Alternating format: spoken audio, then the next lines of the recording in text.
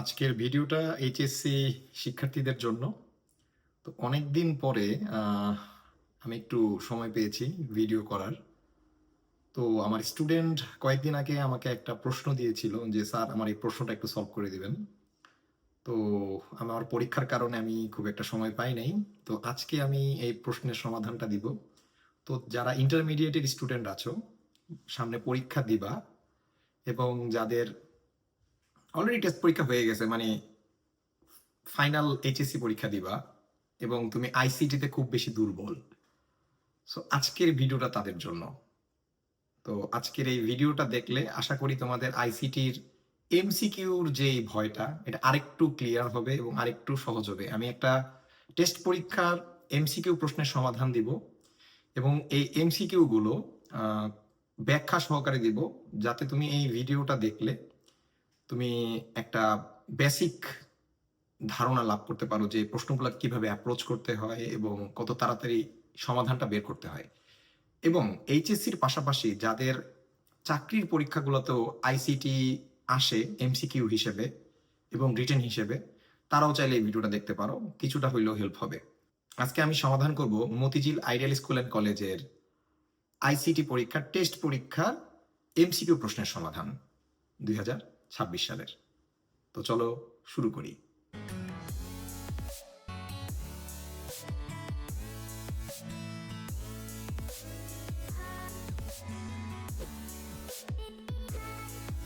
তো প্রথম প্রশ্নটা আমরা দেখি, যে বলছে যে একটা ডিকোডারের আউটপুট যদি 64 হয় তাহলে ইনপুট কত হবে। সো 64 যেহেতু এটার আউটপুট, তার মানে এটা হচ্ছে 2 to the power N K সমর্থন করে। তার মানে 2 টু দি পাওয়ার এন, তাহলে 2 এর উপর কত পাওয়ার বসালে এটা 64 হবে? 6। তার মানে এটার অ্যান্সার হবে 6, একের এক। লজিক্যাল এক্সর এর জন্য সঠিক কোনটি? তো লজিক্যাল গেটের যে ক্ষেত্রে আমরা জানি যে দুইটা যদি সেম মানে জোড় সংখ্যক হয় তাহলে আউটপুট 0 হয়। তো এটা মিলতেছে হচ্ছে আমাদের এই 2 এর ঘ নাম্বারটা, 1 আর 1 যোগ করলে 0 হয়।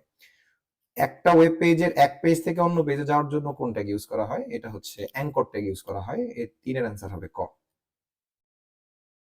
এবার যদি আমরা পরের উদ্দীপকটাতে যাই, দেখো যে একটা এইচটিএমএল কোড দেওয়া আছে, যে একটা paragraph tag, underline tag, del tag, HSC exam, del close, underline close, P tag close.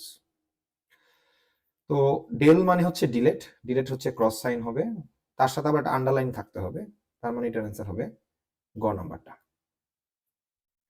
বলছে একটা কোডে এইচএসসি এক্সামের স্থলে যদি কার জেপিজি ছবিকে লিংক টেক্সট আকারে উপস্থাপন করা হয় তাহলে কোন কোডটি ব্যবহৃত হবে? একটা এইচটিএমএল কোড, মানে ছবিটাকে লিংক হিসেবে ব্যবহার করবে। তো ছবিটাকে লিংক হিসেবে ব্যবহার করার এটা হচ্ছে যে তোমাকে আগে অ্যাঙ্কর লিংকের ভিতরে ছবির কাজ করতে হবে।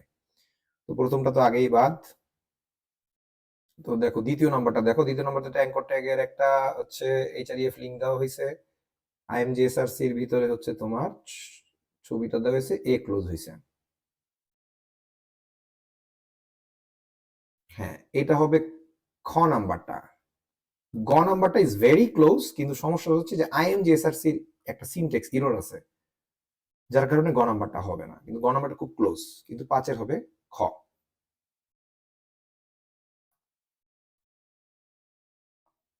এবার আমরা 6 নাম্বারে চলে যাই।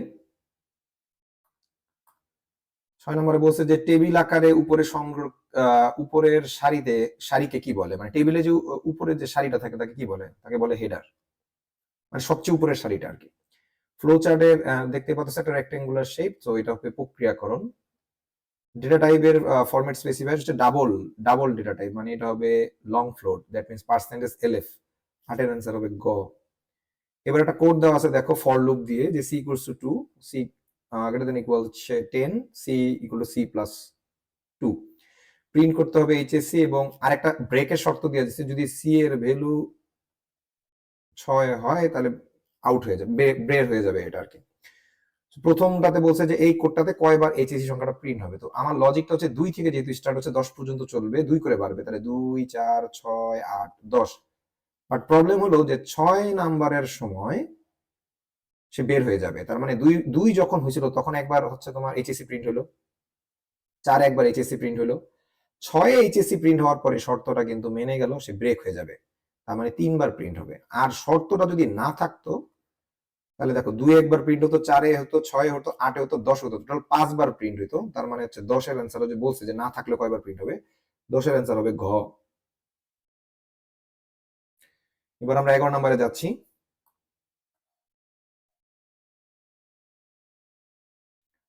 11 নম্বরে বলছে যে নিচের কোনটি সঠিক চলক। তো বৈধ চলকের নিয়মাবলী আছে, এটা একটু পড়ে নিবা, পঞ্চম অধ্যায়ে আছে। যেমন হচ্ছে নিউমেরিক দিয়ে কোনো চলক শুরু হলে সেটা সঠিক চলক না, এটা তো জীবনেও হবে না। আর এক, এটাও হবে না। এইখানে হচ্ছে ঘ নাম্বারটা হবে রাইট অ্যান্সার, ঘ নাম্বারটা হবে রাইট অ্যান্সার। আর 12 হচ্ছে ডেটাবেজের ভিত্তি কোনটা, ডেটাবেজের ভিত্তি হচ্ছে ফিল্ড, 12 হবে ক। এখন আসো আমরা পরের পেজের প্রবলেমগুলো একটু দেখি। কোন একটা টেবিলের জিপিএ ফিল্ডের ডেটা টাইপ, তাহলে কি হবে, জিপিএ ফিল্ডের ডেটা টাইপ হবে হচ্ছে নাম্বার। ডেটাবেজের ডেটা দ্রুত খুঁজে পাওয়া যায় কোন পদ্ধতিতে, ইন্ডেক্সিং এ দ্রুত খুঁজে পাওয়া যায়। ভার্চুয়ালিটির ক্ষেত্রে বারবার ভুল সিদ্ধান্তকে সঠিক সিদ্ধান্তের সক্ষমতাকে কিসের সাহায্য করতে হয়, এটা হচ্ছে সুপারভাইজড লার্নিং, 15 হবে 4। মনির সাহেব গবেষণা করে নানা প্রজাতির ফুল ফল ফলানোর জন্য নতুন প্রযুক্তি প্রয়োগ করেন, এতে তিনি আকারে বড় এবং আকর্ষণীয় ফুল উৎপাদনে সক্ষম হন। প্রযুক্তিটা হচ্ছে জেনেটিক ইঞ্জিনিয়ারিং এর প্রযুক্তি। এবং মনির সাহেবের সাফল্যে কি হবে, বৃহৎ স্কেলে পণ্য উৎপাদন, 17 হবে খ। এবার 18 নম্বরে আসো। 18 নম্বরে বলছে যে আবহাওয়া পর্যবেক্ষণ ও শনাক্ত করার জন্য কোনটি, এখানে হচ্ছে সবচেয়ে উপযুক্ত হয়ে হচ্ছে স্যাটেলাইট, 18 হচ্ছে গ। এবার একটা উদ্দীপক বলছে যে এই কলেজের আইসিটি শিক্ষক তার 10টা কম্পিউটার নিয়ে একটা ল্যাব নেটওয়ার্ক সে তৈরি করছে, এবং কিছুদিন পরে একটা কম্পিউটার নষ্ট হয়ে যাওয়ার পর সম্পূর্ণ নেটওয়ার্ক কি হয়ে গেছে, নষ্ট হয়ে গেছে। এখন সাধারণত ল্যাবে হচ্ছে তোমার বাস টপোলজিটা ইউজ হয়, কিন্তু বাস টপোলজিতে একটা কম্পিউটার নষ্ট হয়ে গেলে সব কম্পিউটার নষ্ট হয়ে যায় না, এক্সেপ্ট বাস লাইন। মানে বাস টপোলজিটা তো ধরো এরকম দেখতে, যে একটা এরকম একটা লাইন, দেন এখান দিয়ে হচ্ছে তোমার অনেকগুলো স্টেশন থাকে। এখন এই কম্পিউটারটা নষ্ট হয়ে গেলে কিন্তু এইটা নষ্ট হবে না, যদি এই লাইনটা নষ্ট হয়ে যায় তাহলে পুরোটা নষ্ট হয়ে যাবে। কিন্তু এখানে বলছে যে একটা কম্পিউটার নষ্ট হওয়ার কারণে সবগুলো নষ্ট হয়ে গেছে, এবং এটা সম্ভব হচ্ছে রিং টপোলজিতে। আর রিং টপোলজিতে সবগুলো হচ্ছে তোমার গোল আকারে কানেক্টেড থাকে, একটা নষ্ট হয়ে গেলে সবগুলো নষ্ট হয়ে যাবে। আর দূরত্বের বিবেচনায় যেহেতু এটা ল্যাবের নেটওয়ার্ক, সেটা হচ্ছে লোকাল এরিয়া নেটওয়ার্ক হবে, বিশ্বের অ্যান্সার হবে খ, ল্যান। নিচের কোনটি সিমপ্লেক্স মোডের উদাহরণ, এইখানে অপশনগুলো খুব একটু ট্রিকি দিছে। সিমপ্লেক্স মানে হচ্ছে শুধু এক দিক দিয়ে যাইতে পারবে, আরেক দিক দিয়ে তথ্য আসবে না, যেমন রেডিও, টেলিভিশন, এগুলো সিমপ্লেক্সের মধ্যে পড়ে, বাট এই এত সহজ উদাহরণ এখানে দেয় নাই। এটা হচ্ছে টেস্ট পরীক্ষার ফান্ডা। এখন দেখো ফ্যাক্সে তুমি পাঠাইতেও পারবা, নিতেও পারবা, মোবাইলে তুমি তথ্য দিতেও পারবা, নিতেও, এসএমএস এও একই সময় পারবা না, কিন্তু তুমি তথ্য দিতেও পারবা, নিতেও পারবা।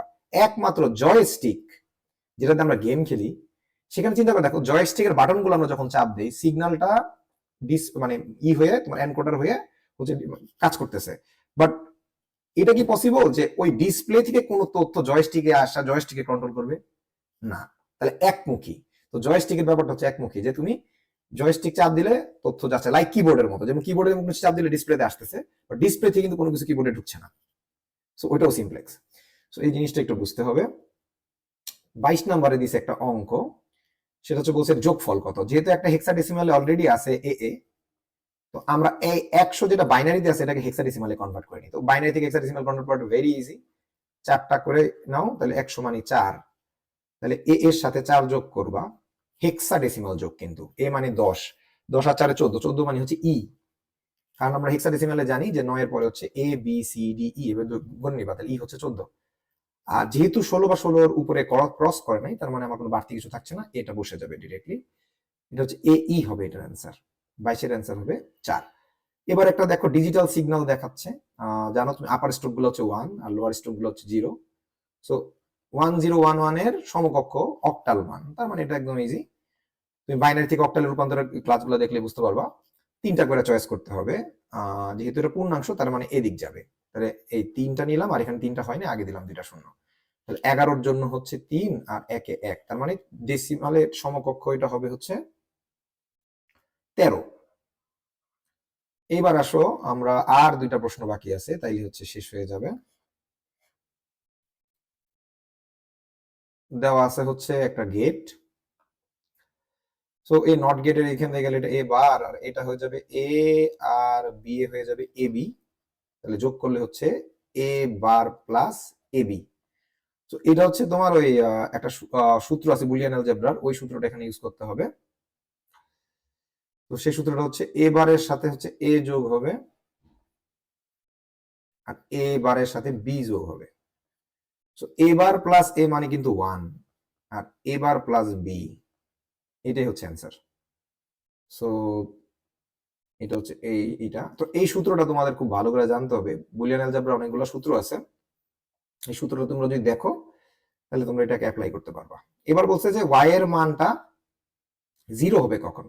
তো আমার তো এখান থেকে ফাইনাল একটা আউটপুট আমি পাইছি যে a bar plus b, a bar plus b। হ্যাঁ, সরি, এই 24-এর অ্যান্সার কিন্তু গ না, a বার প্লাস b না, তার মানে হচ্ছে খ। 24-এর হবে খ খ খ। তাহলে a বার প্লাস b এর মধ্যে এখন বলো এর মান যদি আমি 1 ধরি, কথার কথা, তাহলে 1 বার মানে কত? 0। আর b এর মান যদি আমি ধরো 0 ধরি, তাহলে 0 প্লাস 0 মানে অ্যান্সার 0। তার মানে আমি a এর মান 1, b এর মান 0, a এর মান 1, b এর মান 0 ধরলে হচ্ছে এই যে গ, 25-এর হচ্ছে গ হচ্ছে অ্যান্সার। তাহলে হচ্ছে আমার অ্যান্সারটা 0 আসতেছে। তার মানে এটা যদি কেউ সরলীকরণ করতে পারো, তাহলে ওই 0 বা y এর মান 1 কেমনে পাওয়া যায়, এই ধরনের অ্যান্সার গুলো খুব ইজিলি ভাবে তোমরা দিতে পারবা। সো এই ছিল 25টা প্রশ্নের সমাধান, আইডিয়াল স্কুলের টেস্ট পরীক্ষার আইসিটি প্রশ্নের এমসিকিউ প্রশ্নের সমাধান। তো অনেকদিন পরে ভিডিও বানাইলাম স্টুডেন্টের রিকোয়েস্টে। তো আশা করি এই ভিডিওটা যারা এইচএসসি শিক্ষার্থীরা আছো তাদের অনেক বেশি কাজে লাগবে, স্পেশালি যারা আইসিটিতে অনেক বেশি দুর্বল। সকলকে অসংখ্য ধন্যবাদ ভিডিওটি দেখার জন্য।